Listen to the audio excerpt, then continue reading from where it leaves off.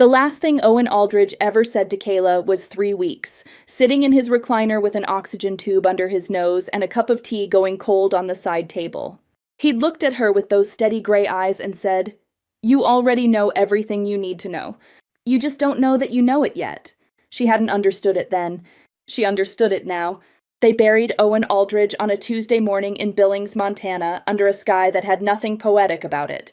Just people in black standing around a hole in the ground, saying their goodbyes to a man who had spent 50 years building something real. The Aldridge Design Group wasn't a small operation. 3 state presence, luxury architectural consulting, interior design contracts that ran into the millions. Owen had started it with a drafting table and a work ethic that bordered on obsessive, and he had grown it into something that had his name on buildings across the entire Northwest. People came from everywhere. Former clients, business partners, old friends who drove hours without being asked. That's the kind of man Owen was, the kind whose funeral fills up not because people feel obligated, but because they genuinely cannot imagine not being there. Kayla stood at the graveside and held herself together the way she'd been holding herself together for 3 weeks, carefully, deliberately, one moment at a time. Pamela Voss Aldridge stood 2 feet away in a black dress that probably cost more than Kayla's monthly rent, her hand looped through Dennis's arm, her son Brent standing just behind her, with his shoulders squared like a man already practicing for a role he expected to be handed. The reception back at the house was loud in the way that post-funeral gatherings always get loud, people releasing the tension of the graveside with food and conversation, and the particular kind of laughter that shows up at funerals and doesn't apologize for itself. Kayla moved through it steadily, accepting hugs, saying thank you, listening to stories about her grandfather that she already knew and some she didn't. Owen's old business partner, a man named Carl who'd known him since the 80s, grabbed Kayla's hand with both of his and said, "He talked about you every single time I saw him. Every time. Without fail." He shook his head. "You were his favorite topic." She held that close. Brent, meanwhile, was working the room differently. Kayla watched him from across the space, the way he was introducing himself to Owen's associates, inserting himself into business conversations, laughing a little too readily at things that weren't quite funny. He had Pamela's instinct for positioning. You could see it operating in real time, the social calculation behind every handshake. He hadn't once gone into Owen's study. Kayla had been in there 3 times already. It happened near the kitchen. The reception was thinning out, the casserole dishes half empty, the afternoon light coming flat through the windows. Kayla was standing alone for just a moment, and Pamela materialized beside her the way she always did, close, deliberate, with that particular smile that had never once reached her eyes in the 7 years she'd been married to Dennis. "You doing okay, honey?" Pamela said. "I'm fine." Kayla kept her voice even.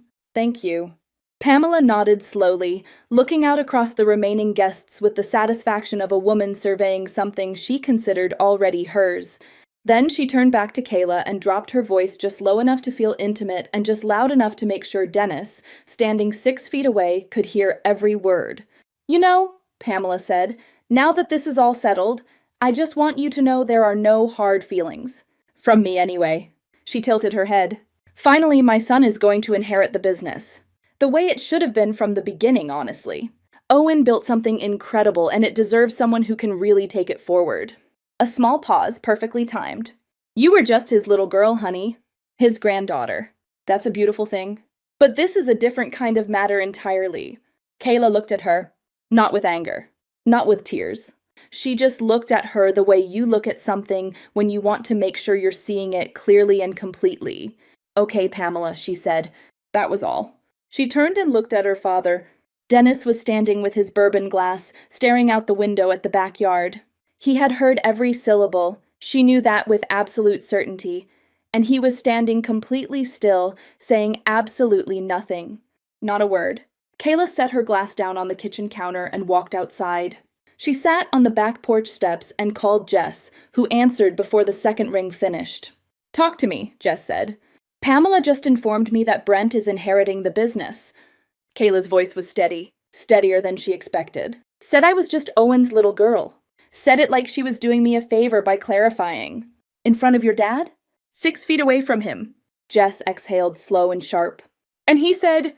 "Nothing." Not one word. The line was quiet for a moment. Out in the yard, the last of the autumn grass was brown at the edges, and the mountains beyond the property line sat solid and permanent against the horizon. Kayla looked at them. "Come stay with me tonight," Jess said. "I'm not leaving." "Kayla, I'm not leaving his house. Not tonight." She pulled her jacket around herself. "I just needed to hear your voice for a minute. I'm right here." She sat on those steps until the last car pulled out of the driveway. Then she went back inside, helped clean up without being asked, and went to bed in her old room, the one Pamela had redecorated 2 years into the marriage, replacing everything familiar with something that looked like a hotel. And she stared at the ceiling for a long time. She thought about what Owen had said 3 weeks ago. "You already know everything you need to know." She still didn't fully understand it. She was up before 6. Not because she'd slept well, she hadn't, but because something in her wouldn't let her stay horizontal any longer. She made coffee in Owen's kitchen, standing at the counter in the early quiet, and she was on her second cup when she heard a car pulling up the gravel drive outside. She looked out the window. It was a dark sedan, practical and clean with Missoula plates. Stuart Coldwell was not a man who wasted motion. He was in his mid-60s, silver-haired, with a plain charcoal suit and a leather briefcase that had seen 2 decades of use and wasn't apologizing for it. He introduced himself to Kayla at the door, Owen's attorney, 19 years, and asked if everyone in the household could please gather in the kitchen at their earliest convenience. Something in the way he said it made it clear that earliest convenience meant right now. Pamela came downstairs in her robe with the tight expression of someone who had been expecting this meeting and had already decided how it was going to go. Brent followed, freshly dressed, sitting down at the kitchen table with the forward lean of a man ready to receive something. Dennis came last, standing near the hallway entrance, quiet. Stuart Coldwell set his briefcase on Owen's oak kitchen table, the long one that had been there since before Kayla was born, and opened it without ceremony. He laid the document folder flat, aligned it with the edge of the table with a small, precise movement, and sat down. "I'll keep this brief because that's how Owen wanted it kept," Stuart said. He opened the folder and looked across the table at each of them in turn. The Aldridge Design Group, all associated holdings, the licensing portfolio, the Missoula satellite office, the Billings property and drafting estate, and all related business assets, has been left in its entirety to Kayla Marie Aldridge. The kitchen went silent in a way that had actual weight to it. Pamela's face didn't crumple. It did something worse. It emptied. Like something she had been carrying for a long time just dropped straight out of her hands. Brent looked down at the table, then up, then back down again, like the words had arranged themselves into a sentence he kept failing to parse correctly. "There must be a mistake," Pamela said. Her voice came out smaller than she intended. You could hear her recalibrating in real time. "There is no mistake," Stuart said in the same level tone he'd opened with. He slid a single page across the table toward Kayla.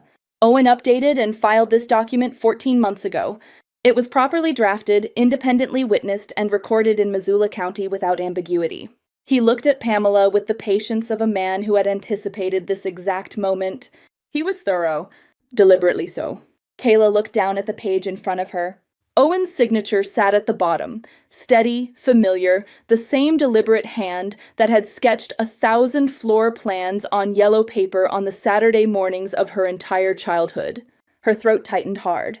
"You cannot just—" Pamela pushed back from the table slightly, her composure coming apart at the edges now, the practiced sweetness completely gone and something raw underneath it. "She's 26. She has no experience running an operation like this. She doesn't even— Owen wouldn't have— Owen did." Stuart's voice didn't change in temperature or volume.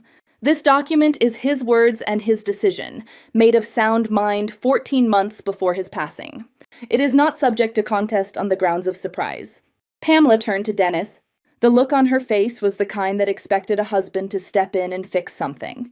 Dennis didn't move from the hallway entrance. "Dad." Her voice sharpened. "Pamela." His came back quiet. "Final." He walked across the kitchen and pulled out the chair beside Kayla and sat down in it. Not across from her, right beside her. And he put his hand over hers where it rested on the table, and he left it there without explanation. Kayla looked at him. "He told me 14 months ago," Dennis said. His voice was rough at the edges, like he'd been holding those words in for exactly that long, and the release of them cost something. He sat me down in that study and he told me everything. What he'd decided and why. He stopped for a second, steadied himself. I wanted to tell you. I wanted to so many times, but he asked me to let him do it his way. Said the timing had to be right. Said you'd understand it better when it came from him directly, even if directly meant this. Kayla looked at her father's hand over hers. He told me, Dennis continued, that the business was never a trophy, that it was a responsibility that had to go to someone who understood the weight of it, not just the value of it. His jaw worked for a moment. He said there was only one person in this family who had ever actually cared about the work itself, who had ever sat with him at that table and wanted to learn because she loved it, not because of what it was worth. The kitchen was completely still. Brent hadn't said a single word. He was sitting back in his chair now, arms crossed, staring at the far wall with the expression of a man recalculating something significant about the story he'd been telling himself. Pamela sat down slowly, like her legs had made a decision her pride hadn't approved yet. The monogrammed handkerchief was on the table in front of her, untouched. Stuart Coldwell wrapped up the legal formalities with the same quiet efficiency he'd walked in with. Signatures. Recorded acknowledgments. A business card placed in front of Kayla with both his office number and his direct line written on the back in pen. He shook her hand at the door, held it for just a moment longer than a standard handshake, and said, "He was very specific about you. Every conversation for 19 years. I want you to know that." Then he picked up his briefcase and walked back to his sedan and drove back toward Missoula without any drama whatsoever. Kayla stood at Owen's drafting table an hour later. The study was quiet. The house had emptied out. Brent had left without saying anything to anyone, just car keys and a closed door. Pamela was somewhere upstairs. Dennis was sitting on the back porch with his coffee, and through the study window, Kayla could see the back of his head, the set of his shoulders, something looser in him than she'd seen in years. The drafting table had an unfinished sketch still pinned to it. A house. Mountain-facing, open layout, clean and generous in its lines, the kind of structure that looked simple until you understood how much thought had gone into making it feel that way. Owen had always said the hardest thing in design wasn't the complexity. It was the discipline to strip everything back to what actually mattered. In the lower right corner, in his small, careful print, he had written 4 words. KMA, finish this one. Kayla stood there for a long time with her hand flat on the edge of the table. She didn't try to stop the tears when they came. She just let them come and stood there steady in the middle of them, which was something Owen had taught her too, that you didn't have to choose between feeling something completely and standing upright at the same time. She pulled up the stool. The same one she'd sat on every Saturday morning from age 7 to 17, feet dangling at first, then eventually reaching the floor. She picked up a pencil. Outside, Billings sat wide and solid under the Montana sky, and the mountains didn't move, and the work was waiting. She started drawing.